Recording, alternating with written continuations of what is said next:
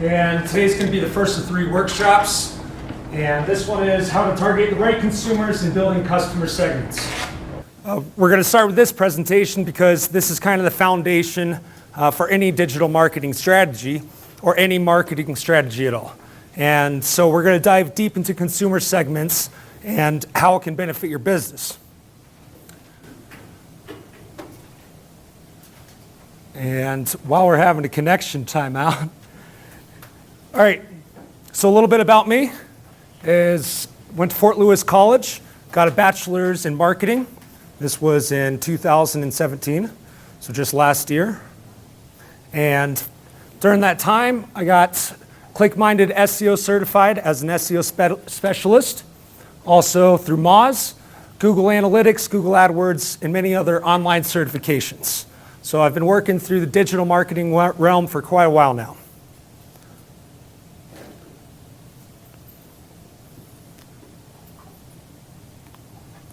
So Animus Marketing has been going on for about a year. And we're just going to ditch this because this doesn't want to work.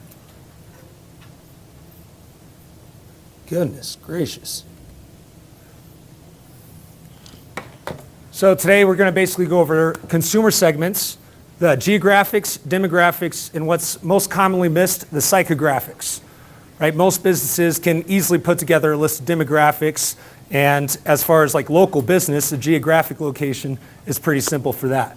But actually knowing why a consumer would buy your product and where to find them is, super important.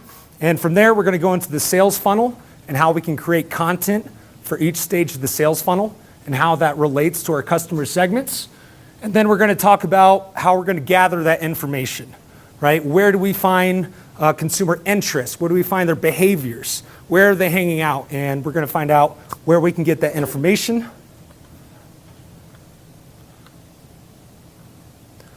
So moving forward, what is a customer segment? A group of customers or businesses that share common characteristics. This could be business to business, business consumer, however it works for your business. And as mentioned, geographic, demographics, psychographics, and also we're going to add in sources of information. What kind of books might they be reading? Magazines? What kind of websites and blogs do they visit? Come on in. We want to know where the customer is hanging out. So I like to think of it as the 3 W's, the who, where, and why. And it's going to help on the World Wide Web. So the who is obviously the demographics, right? Who is your customer? Age, gender, all that. Where is your customer? That's going to be more your geographic locations. And the why is what we're going to focus on today, which is the psychographics, which includes, like we were saying, the behaviors and interests, their challenges, pain points, and why they do what they do. So with the worksheet that I gave you, we're going to be working through this, and feel free to fill it out, take it home with you, throw it away, but it's there if you'd like it. Does anybody need a pen or something to write with?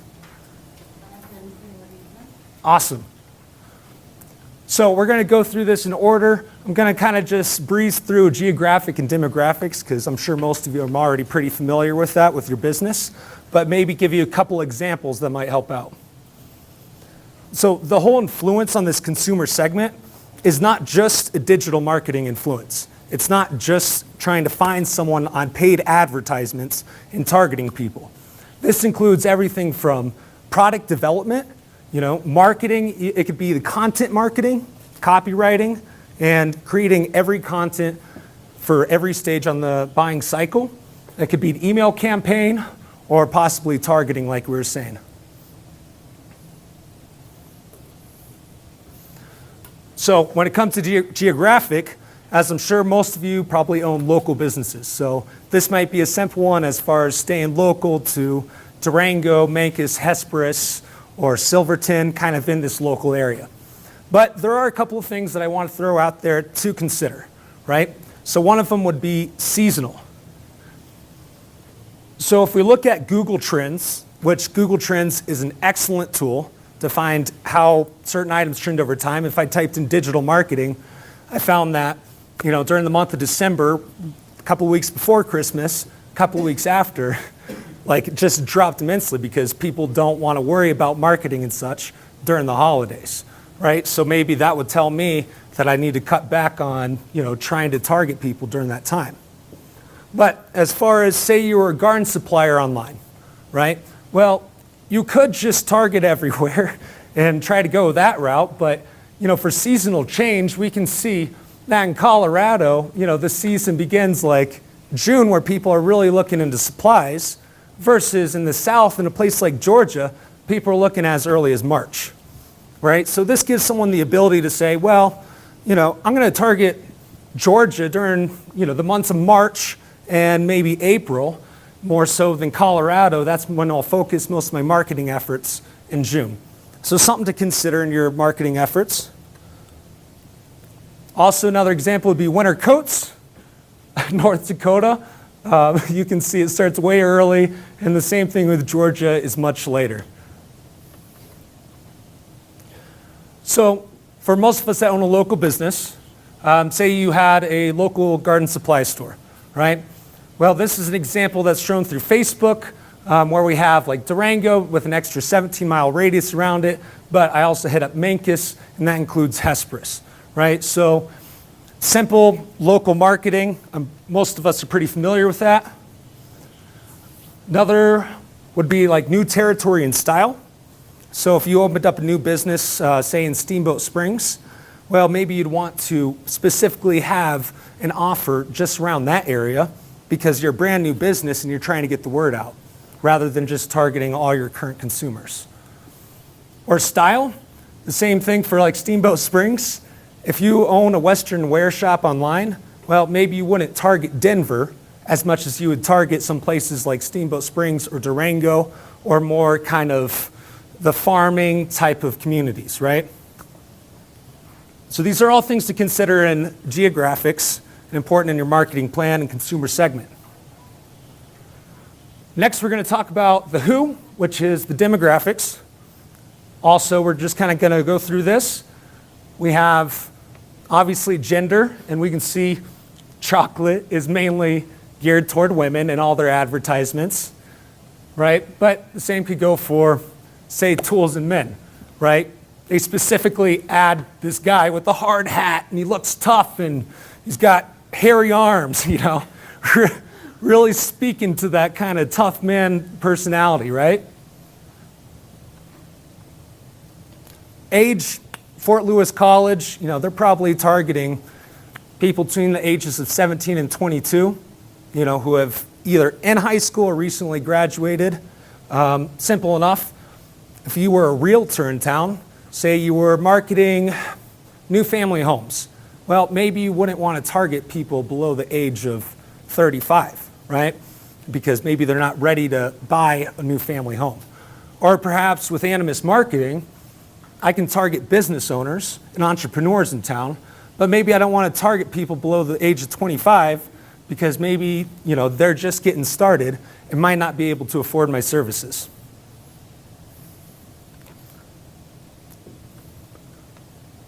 So now occupation, obviously, like with Animus Marketing, I targeted business owners. I'm sure many of you saw my ads on Facebook. I tried a bunch of different ones out, but yeah, I am able to go on there and specifically target just business owners or entrepreneurs in the Durango area that between the ages of over 35 and below 65, right? So education level, we could talk about also Fort Lewis College, if they're offering a master's program, right? Well, then they'd want to target someone who's already completed their undergrad, or Coursera, which is the online course community, right? And they offer free courses online, so they might be targeting people who never finished college, but still want to get an education. Marital status, if you have a family board game, you probably want to target people that had maybe 2 kids or more. Same for the family home. And from there, we're going to look at an example. This is Durango Home Properties. I made it up. Don't steal it. Great name, but this is a fictional company, And we're going to talk about the product or service that is the new family home, right? So with the geographics, keep it simple with Durango, Colorado, with the surrounding 25 miles, okay? From there, we look at the demographics, and we can conclude that they could be male or female, age 30 to 45, a household income of over 80,000, okay, married with 2 children. Now, this demographics on here, you don't have to fill out everything on this sheet, right? This sheet is supposed to be super in-depth. And, but you want to be as specific as possible because that will help you market as, the tighter you can get on a niche market, the better converting customers. So if I place an advertisement in the local newspaper, that could go to all kinds of people, right? But when I can place an advertisement to those businesses between that age or a certain occupation, well, the conversions that are going to come back from the amount of money I put into it is incredible.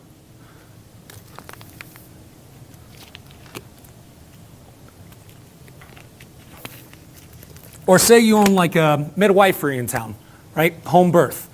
Why would you target something like the newspaper when that could be all kinds of people, when you can get on a Google AdWords or Facebook and say, well, I want to target women between the ages of 25 and 50 and interested in home birth and also are pregnant and about to have a child in the next 6 months. That is how specific you can get with this targeting.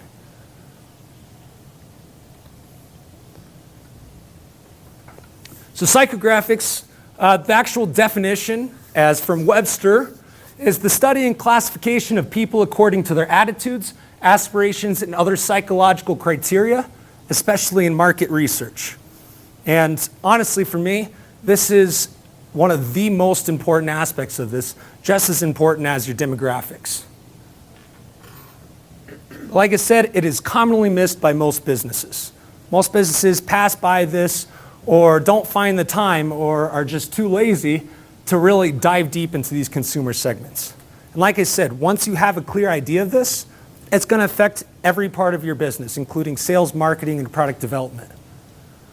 So we look at some of the factors, and these are all listed on the handout I gave you. We've got habits, lifestyle, hobbies, their values, what are their goals, interests, objections, challenges, and pain points. Now, it's easy to try to mix some of these up, right? Well, what's the difference between goals and values or hobbies and interests, right? And it's that very specific crossover that's going to help really drive this consumer segment, right? So, this is Jim. Jim wants to buy a new house for his family. So for this example, we're going to talk about the habits and lifestyle. So let's say Jim, he wakes up at 7 a.m. every day, goes to work from 8 to 5, works a full-time job, then he comes home, checks his Facebook, has dinner with his family, and this is kind of the average day for Jim, right? So out of those habits, I chose waking up at 7 a.m. and coming home and checking his Facebook. So this can be used as, using specific time for your advertising. Rather than just showing all day and all night, well, maybe you want to show the advertisement specifically in the morning or in the afternoon when they get home, right? And that also affects the copy that goes into it, Good morning. Every time I log into my analytics program through Moz, there's a big cup of coffee and it says good morning to me, even if I'm working all night, right? Because the minute it turns morning, it directly wants to target toward that. So, schedule targeting. Now, when we talk about hobbies, well, being in a place like Durango, I chose some outdoor activities such as mountain biking and fly fishing. And this is what Jim loves to do weekly. So let's look at some examples of how we can use this in our marketing, right? Now, like I said earlier, it's going to be in all your marketing efforts, including content, emails, and also how you target people, right? So we're going to talk about how content marketing can directly go to that mountain biking hobby, right? Let's say the headline is Best Durango Neighborhood for Mountain Biking Enthusiasts. This is not directly sending someone to the sale, right? Because this consumer right now and this content is at the top of the funnel. He is not ready to purchase a house yet. He just kind of wants to test the waters and see what's going on, right? So maybe this content on your website can bring him in and push him through the funnel, and then maybe have an offer on there or some more information that's relevant for him. Because this is super valuable for him being a mountain biker. So for fly fishing, we're going to look at a copywriting example, which would be Riverside Properties in Durango under $500,000. So this might be, he's a little bit lower in the funnel, maybe in the middle of the funnel process. And he's kind of has interest, he's comparing houses, but he definitely has interest in buying a house at this point. And the difference between content marketing and copywriting is content is meant to be on the website to entertain, to educate your user. You want them to spend more time on your website. You want them to stick around. You want them to really enjoy your brand. You want to build trust and authority with these people, right? So when you offer something like this Best Durango Neighborhood, yeah, you're not in their face trying to sell them something, but this is valuable knowledge for this person before he's even ready to buy the home. For the copywriting, it's more advertisement, right? It's more trying to lead people to the sale. And that's the difference, right? Riverside Properties under $500K. That's a lot more specific. Here's a list of properties that you could buy, that you might be interested in, right? That's what that advertisement is geared toward, rather than just offering knowledge for the user. And as far as this goes, lost my train of thought. All right, we'll continue. And so I also want to say Jim is moonwalking across the screen. I found it fun, so we're going to see that for the next couple of slides. Got to keep it interesting. I know, I'm trying my best to throw in some jokes in there. Next time I do, just laugh and make me feel like it's funny, I can at least joke with it, right? So let's talk about values, and we're still in the psychographics. Jim values a calm environment and a safe environment for his family, right? These values really drive to the core of some of the most important parts of his life, right? So if he values a calm environment, well, maybe a copywriting example would be, enjoy peace of mind with 500 acres on this beautiful mountain home, right? This directly goes toward that calm environment. So for the safe environment for family, maybe we could do a content piece that has a headline of, find out why Durango, Colorado is one of the safest places to start a family, right? Could be someone coming in from Denver and searching places to live in Colorado, right? And they really want a new family home. They want to live in a new place. They say, well, safe places to live in Colorado, right? Well, this is going to show up, and this is going to be relevant and knowledgeable to them and lead them down the funnel. There's too many times that businesses just want to do like one specific advertisement, just an overall well-rounded advertisement saying, well, okay, here's a list of homes we're offering right now, and just send that out. But when you can get specific and say, well, enjoy peace of mind at this calm mountain home and target people that are literally looking for the quiet environment, well, then that's going to lead to a much better conversion. And this increases ROI for your business when you can target that specifically. So let's move on to goals.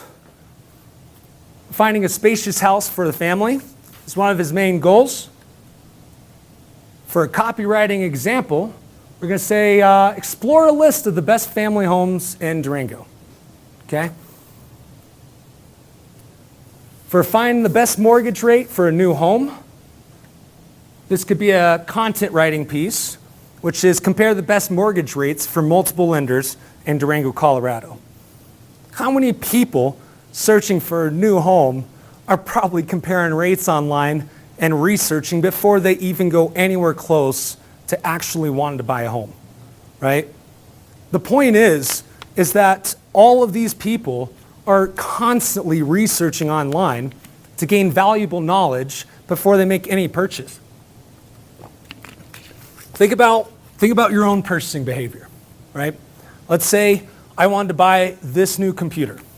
Well, I go online. First of all, I go to Amazon, right? And then I check out Amazon. I want to see, well, what are the best ratings?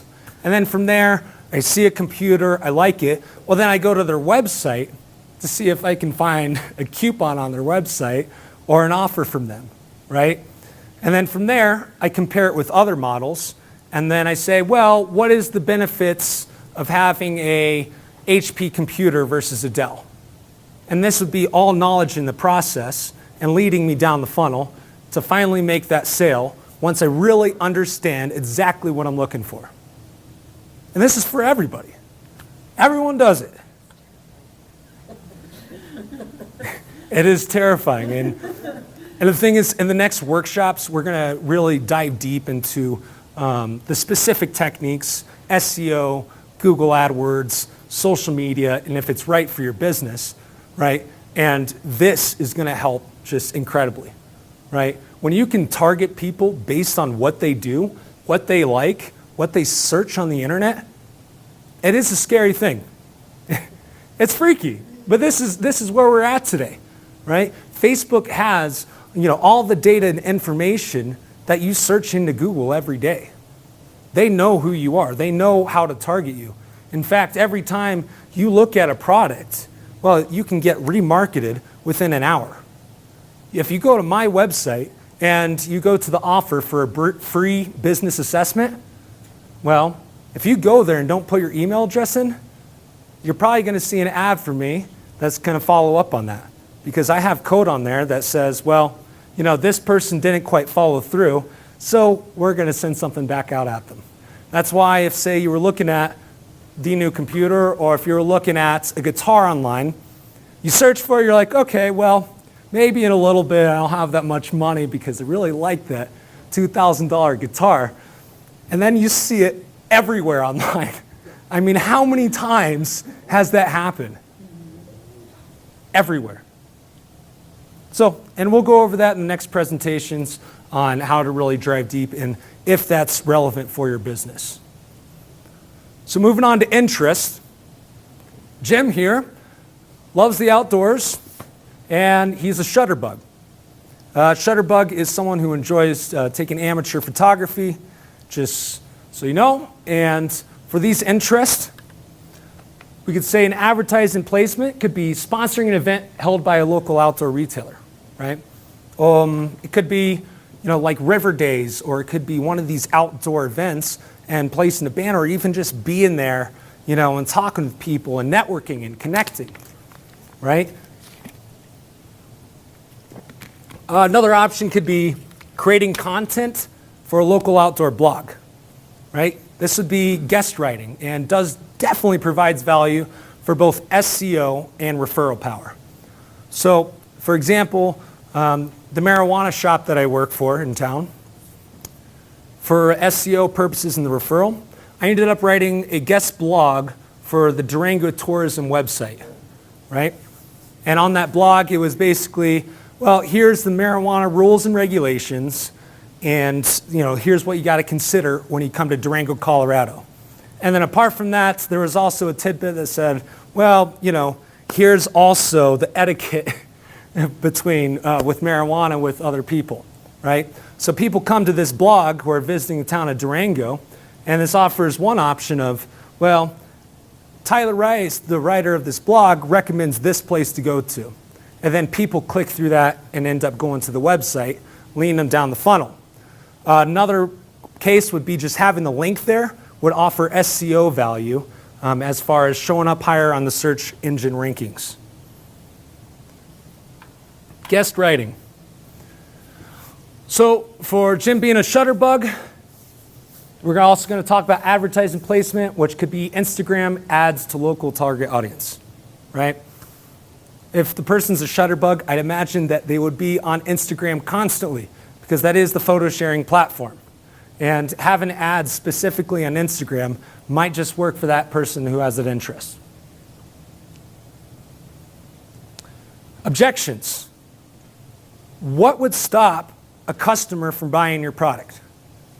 What is he thinking? What would he say that would say no to your product? Now, for the Durango home properties, Jim might say, these houses are out of my budget, which I don't know, isn't really a thing in Durango, Colorado. This is where you laugh.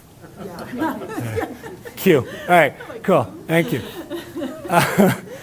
These houses are out of my budget, he's saying, because he really wants to live in Durango, but as we know, it is expensive to live here. So that could be an objection to it. Yeah, it was a joke. Sarcasm. Yeah, all right. We're all deer in the headlights right now. Like, Okay, so these houses are out of my budget, this customer is saying, right? Showing them advertisements and, no, I can't afford that. Well, maybe that would be time for the email marketing campaign with the headline that says, family homes with affordable monthly payments. This directly goes for this objection, right?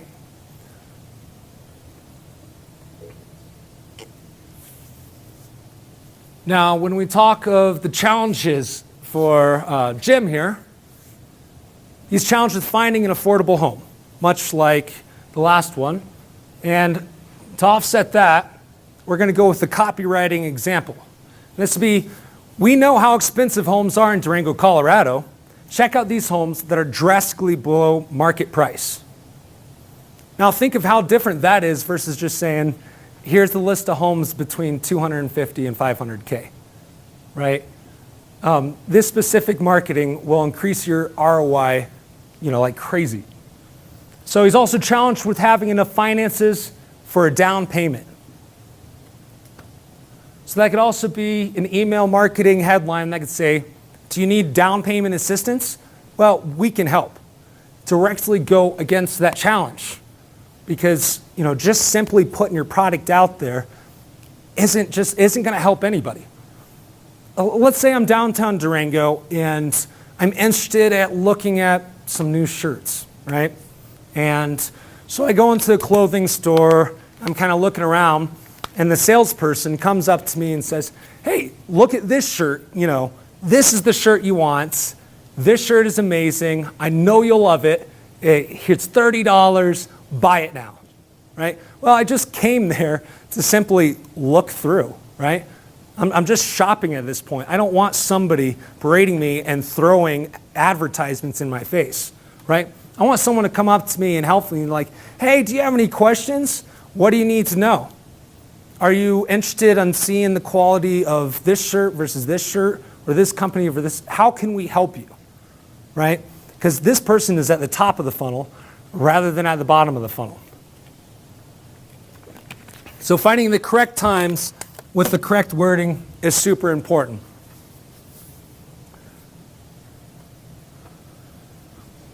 Let's talk about the pain points.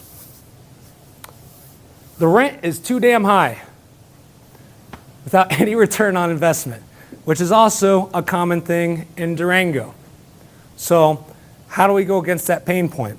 How can we take the customer from point A to point B, right? Because that is basically our value proposition, is getting them from point A to point B and the journey in between. And also, how long is that journey also sets the price of our products and services. So for that, we could come up with a content marketing piece with a headline, Top 10 Reasons Why You Should Own a Home Instead of Renting. Once again, this is targeting people at the top of the funnel, which could then lead to a sale later. But it's important to grab those people's attention and to have trust and authority in your brand or business. Current house is too small for the family. Well, for copywriting example, that could be, do you need a larger home for your family? Find the perfect family home in Durango.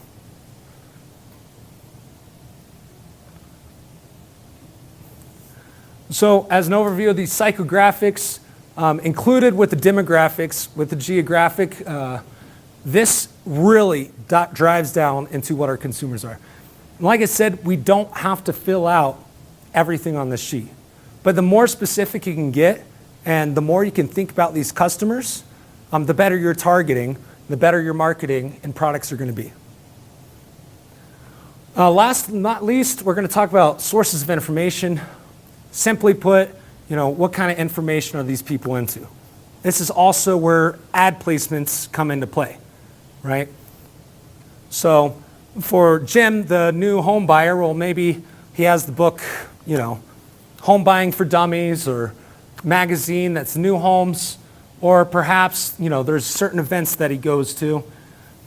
And then also influencers would be, influencers in the industry, like for Animus Marketing and digital marketing. Ryan Dries of digitalmarketer.com would be an influencer of that industry, right? Neil Patel. These are all really high names in the industry. And so when I want authority content, when I want to learn more about SEO or social media or any kind of digital marketing, these are the influencers that I go to, right? Think about that as far as like when you're targeting customers, because you want to know also where are they hanging out online, or what kind of information are they looking into. So just some examples there.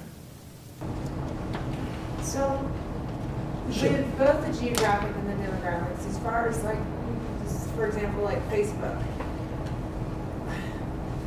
if you're trying to broaden your market, why would you want to be so, it seems like you're being too specific, has 2 kids, that kind of thing. And I seem to get in trouble with that on Facebook. It tells me I'm being too specific all the time. And I don't know if it's because I'm putting too much information in. Or what if you're trying to get out of your, you have a customer base and you're trying to hit younger people or older people or... Absolutely, no. Yeah. Yeah, no, absolutely. Not necessarily my demographic. I'm trying to get out of that, right? Sure. So... And here's the thing, this is exactly for that purpose, right? Because it's not just one customer segment that we focus on. It could be, right? But you might have multiple customer segments. If we look at Rocky Mountain Resurfacing in town, right? And they resurface driveways, outdoor, they resurface countertops or showers or specialty projects, right? Well, they might have one customer segment that has more money, might be a little bit different than if they're buying or if they're like repaving a new driveway versus people that need new countertops, right? That could be 2 completely separate people. Now, as far as coming up with new markets and such, well, yeah, when you come up with these interests, well, maybe you want to try different strategies targeted toward some of these psychographics, right? I do want to target these young people. Well, then I'll use Twitter, and then I'll target right in this area or that area. This is the perfect opportunity for it. And creating multiple segments is important for most businesses. Does anyone else have any questions so far?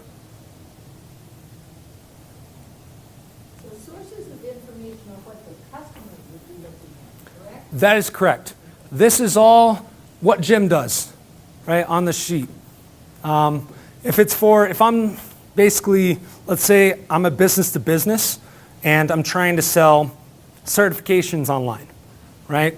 Well, maybe the sources of information, the books they read would be popular digital marketing books on Amazon, right? Or it could be, popular websites by those influencers we were talking about. It's basically getting the best idea you can about these people. And like I said, we don't have to use all of these in each process, but having an understanding and being able to test these will lead to the best optimization. You'll find out the best traffic sources for your advertisements or for organic organic SEO. This will help with every part of your business. And we're going to kind of look at how that fits into the sales funnel. So the top of the funnel is where the person doesn't even really know what they want yet, okay? They're just kind of looking around and just searching for information. Consideration, well, they have a better idea at this point. Okay? They know what they're looking for, but they don't know exactly what. If I'm interested in starting a new instrument, awareness could be, best instruments for beginners, right? Consideration could be, well, now I know I want to start guitar because it seems like one of the easiest. Well, consideration could be, well, what kind of guitar do you want? Do you want a dreadnought guitar? Do you want an electric guitar? Classical, acoustic, right? So offering those considerations out there. Intent, well, now the person knows that they want a dreadnought guitar, and now they're kind of comparing from different brands and seeing what's good about each and seeing if it's the right fit for them. And that leads to the purchase, right? From there, loyalty, you make the customer happy so they keep coming back for more. Advocacy, well, now they're actually preaching about your brand, right? Getting people to talk about it, influence other people. Let's keep in mind that this sales funnel does not mean that people always start at the top. And that does not mean that, obviously, they'd make it to the bottom. People can enter and exit the funnel at any point in time. So that's why it's important to have content at each stage of the funnel, because then you could pull people in for that intent or that awareness or the purchase. So for some of the examples we went over, the awareness could be find out why Durango, Colorado is one of the safest places to start a family. Jim is now considering, so he's looking at the Riverside properties in Durango under 5K. Intent could be comparing the best mortgage rates. He knows he already wants a house, so he's actively searching for the mortgage rates. Now, how the psychographics come into play for the purchase, though, is as far as targeting and ad placements, right? This allows us to target the specific audiences, and depending on your traffic source, could be very specific or more broad. Like I said, with Facebook, the fact that you can target consumers based on behaviors or interest and demographics, the geographic, everything possible, right? If I'm a credit card company and I want to try to pull people in that, kind of default on a lot of their credit card payments, well, I could do that. I could look at their spending behavior and say, well, this person has irrational spending behavior, so I'm going to target them with my credit card and high interest rates.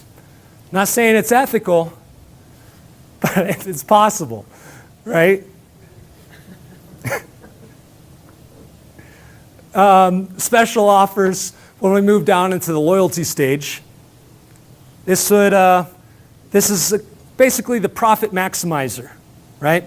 And some businesses actually rely on the profit maximizer to make any money at all. For example, McDonald's. I know everybody loves it. McDonald's, well, they can sell you these cheeseburgers for $1, right? Disgusting. Sorry. But you can buy them for $1. And that's incredibly cheap. And here's the thing. They don't make money off of these burgers. So if you're a customer and you just go on and buy $3 cheeseburgers, McDonald's probably just lost some money off of that, right? But when you buy those cheeseburgers or hamburgers and you get the fries and then you get the drink with it and then you upgrade the drink, that is where they make their money, right? So this would be the profit maximizer on top of that. So they don't actually make any money on the original sale. It's about the add-ons. So going off of that, as far as loyalty for businesses, you could add, it's either these add-ons or it could be a special offer, right? Someone already bought one of your products or your services, and now you have their contact information. Well, okay, here's a coupon for our loyal customers. Thank you for being our customer. Here's a Christmas card with a special offer next time you come to our shop, right? You make people feel special, you make people feel welcome, you have them coming back for more. This is the customer retention process, and places like email absolutely perfect for this.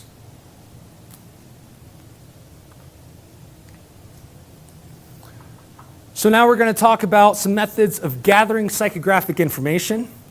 And I do want to suggest that when you do complete out part of this worksheet, that you just go ahead and get started on it, right? Get started on what you believe some of these psychographics are, but there is a ton of research out there that can help you define it. But at least having a start on it will help you get somewhere. So surveys and questionnaires, right? The quantitative data, you can offer incentives is obviously, something that pretty much needs to happen for anyone to fill out any survey. I don't know about you all, but any survey that pops up without something to offer, I don't fill out. Even then, I hardly fill it out. But, if someone said, win a free trip to, Dubai or something, I'd say, well, maybe I'll take 5 minutes to fill out this survey, right? Great way to find some information. So, as far as some tips for this, you can target people based on the demographics and geographics, right? Because you already have half of your target market and you want to learn the other half of them. Keep it short and simple, and you want to save the demographic questions for last, right? If you start by saying, what's your name? What's your age? Are you married? And then at the end you're saying, well, okay, what do you think about, Obama versus Donald Trump? And then enter your...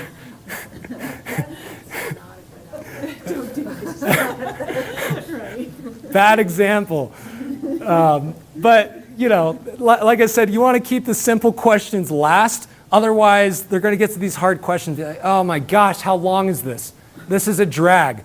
Get over the long questions first. Save the simple ones for last. And then keep it specific. So that being said, there is a ton of data available out there all over the web that can help also with this information. So this is a survey in 2015, and this basically shows, how many, this basically shows the demographics and what percentage of them use certain social media types. And there's tons of different charts like this. It could be, well, how much time do they spend on each social media, right? I mean, as we see, like the ages 18 to 29, well, 82% of them are on Facebook. But the thing is, they spend so much more time on a platform such as Snapchat these days, right? Which I can't stand. I don't know about y'all, but I can't seem to figure it out. That might be a little bit too new for me. Is it not a consumer demographic, though? I mean, is it mostly people that are too young to, or am I that old? Is people under 30 using something like Snapchat? Well, people under 30, you'll mainly find them on Snapchat, Twitter, and Instagram are some of the best places to target. I would say actually more under 21, right? 20 to 30 still uses a great bit of Facebook and is an excellent place to target that market. But when you're talking about teens and such, yeah, Snapchat is the newest thing. If you're targeting teens, if this clothing store, yeah, well then try to work with Snapchat ads. Go where your target audience is. But this gives you an example of how you can, find those demographics for your survey and such. Client interviews. This is also an excellent way, especially for local businesses. If you have a client that you have a great relationship with, and ask them, sit down with them, ask them if you can talk with them. You don't even have to label it necessarily as an interview, right? But this is going to be on so much more of a personal level than a survey, right? If you send surveys out to your target market, they aren't going to pour their heart out to you. They aren't going to tell you, their emotional troubles and such, right? So this is a great way to really get specific on people who have already purchased your product or service. Focus group, another part, qualitative data, and then the difference between this and the interviews would be basically this group of people can influence each other's decisions. So having that in the marketing mix is not a bad way. I've never held a focus group, but wanted to add that in there. You can test the marketing funnel campaigns with it. Now we'll talk about web analytics. And as my favorite, we're going to talk about Google Analytics because it's really just such a powerful program. How many of y'all work with Google Analytics currently? Make sure you keep your hand low. All right. Well, Google Analytics, if you're not currently using it, is one of the most powerful tools that you can have for your business, right? There's so many options that you can have with it. So when we look in the back end of the Google Analytics, we're going to look at Epic Magazine here in town. And when we're looking at the audience, well, we want some information on the geographic, okay? Well, we can see here that within the past 4 months, most people are coming from Durango, then we have Denver, and other cities such as that, right? So this is providing useful information right there. We can see how many new people we have versus returning to the website. And we can also dive deeper into these demographics or broader with states, right? So, if this is on a global or regional level, well, what's some of the other popular places that are checking out my webpage, right? Colorado's number one, right? But then there's California, Texas, Oregon. Why are these people from these states checking out my site? And then you can actually dive deeper and figure out, well, how did they arrive at my website? What's the columns there, acquisition, behavior? So there's different, this is in the admin of the Google Analytics, which isn't too hard to figure out for more of the simple metrics, right? But right now we're on the audience tab, which kind of gives you an overview of how many people have visited my website within this amount of time, how many people basically viewed one page and left. That would be the bounce rate. How many people are new versus returning, just everything about the audience. How much time did they spend in average? How much time did they spend on each page? So that would be the audience. Acquisition is going to be where are your customers coming from, right? If they're coming from a referral, well, wouldn't you want to know what websites they're being sent to your website from, right? Wouldn't you want to know how your search engine presence is versus people just directly typing in your brand?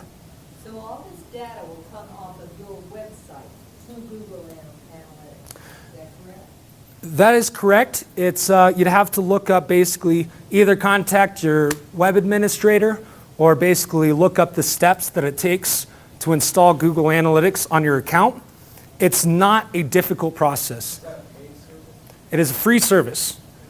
It is a free service offered by Google, along with they offer free Google Analytics training. Super important, right? I recommend everybody, if you don't have it, get on it like right away, right? Because having those metrics is super important. I can look back and see, okay, so this specific user went to my homepage. Well, then he checked out the services, decided he liked the SEO page and was there, and then went to the free business assessment. And this is how much time he spent on each page, right? Or maybe he went to the social media page and decided to leave right away. That data alone tells me, well, maybe something's wrong with that social media page. It is not pulling that customer in versus the other page that I have. So the sky's the limit with this. And I'll kind of just quickly go over each of them. But small learning curve to get it installed. Recommend it for everybody. Looking here by state, and I'm going backwards. Also, you can kind of dig into each state, find out where each person's coming from the city. And so here's a demographics overview of Epic. And this is why this data is also super important, because while you may think that, well, I want to target, probably my main target is between 45 and 54.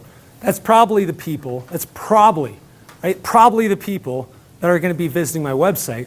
And then you look at the analytics to find out that people between the ages of 55 and 64 is, the most reoccurring visitors on your website.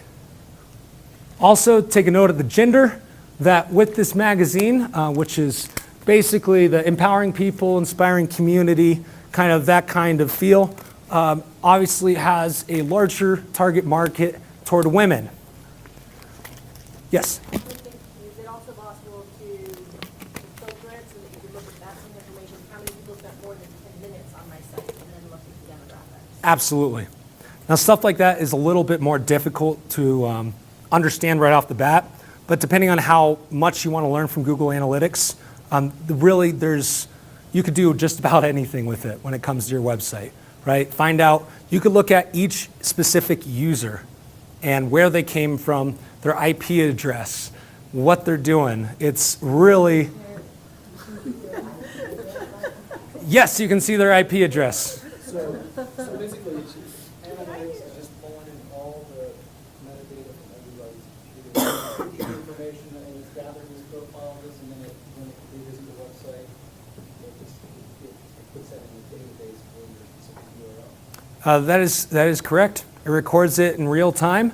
I mean, I could log on right now to my Google Analytics and see if anybody's on my website right now, even, and what IP address they have.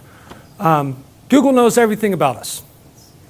It is scary. So rethink what you're searching on the internet, because Google is watching. But yeah, so basically you would install a small piece of code on your website, and there's a lot of easy methods to do it for people who are not very versed in like the whole website design area, right? It's not that difficult to do. So, but going back to the demographics, we see. Just to clarify, so if you create a new URL for a website for your company, it's not, for Google Analytics, it's not automatically going to start to compile information. You have to install a bit of code on your. If it's on the same website, Google Analytics will automatically pick it up, right? Search engine spiders that crawl the web, they crawl trillions, like I would say billions of pages each day, right? And kind of gathering that. So if you add like just a new page, say I added a video service to my website, well then Google would pick that up probably in the next couple of days, or you could even tell Google to pick it up, the next day, and it'll automatically add it.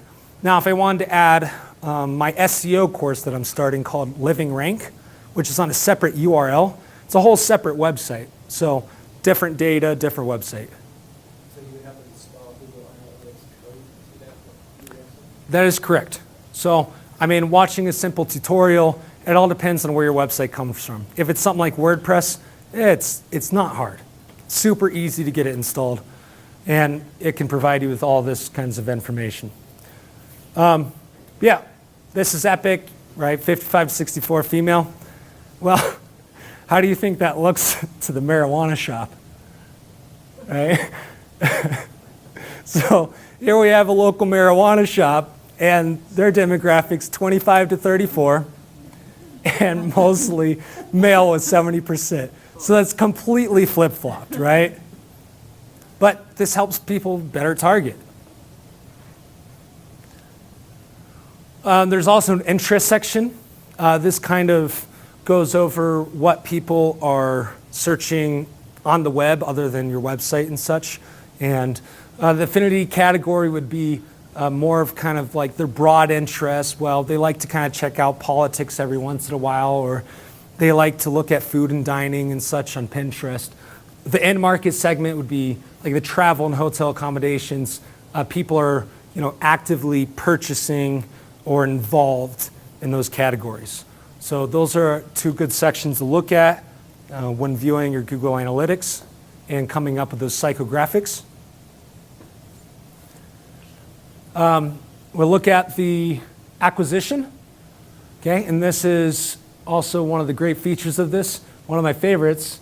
When we look at Epic, we see that the majority of their traffic comes from people directly searching for them. That's basically word of mouth, right?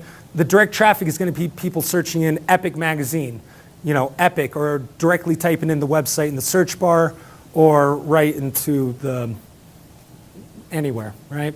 The direct, we got organic search, which is basically your SEO efforts, right? And that would be the organic search. That's kind of your long-term strategy to pull people in without paying for advertising. And then referrals, people are coming in from other websites, social media, your email campaigns, and I'm not sure what the other is. I didn't take a look at it, but other stuff.